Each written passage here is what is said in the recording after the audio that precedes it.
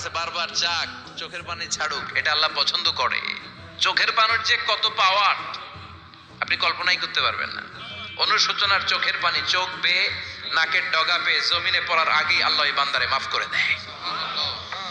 বিশ্বনবী ডেকে বলে, ও আমার উম্মতেরা শোনো, আল্লাহর কাছে দুনিয়ার মানুষদের দুই ফোঁটা পানি সবচেয়ে প্রিয়।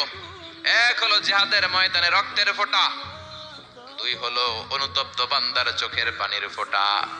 কত ভুল আপনি করেছেন, কত অন্যায় আপনি করেছেন, কত পাপ আপনার হয়েছে, কত মিথ্যা আপনি বলেছেন, কয় ওয়াক্ত নামাজ ছেড়েছেন, কয় লাখ টাকা ঘুষ খেয়েছেন, কত যৌতুক আপনি খেয়েছেন, কত মিথ্যা আপনি বলেছেন।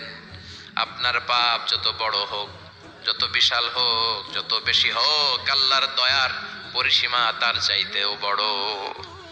আপনার পাপ, আপনার অন্যায়, আপনার জুলুমগুলো যদি হয় খালের পানির সমান, বিলের পানির সমান, আল্লাহর দয়া সাগরের পানির সমান।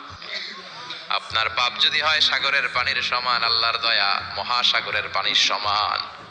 আপনার পাপ আর অন্যায় যদি হয় পাহাড়ের সমান, আল্লাহর দয়া আকাশের সমান। আপনার পাপ যদি হয় আকাশের সমান, আল্লাহর দয়া আরশের সমান। এজন্য আল্লাহ বললেন, ইয়া আইয়ুহাল্লাযীনা আমানু তুবু ইলাল্লাহি তাওবাতান নাসুহা।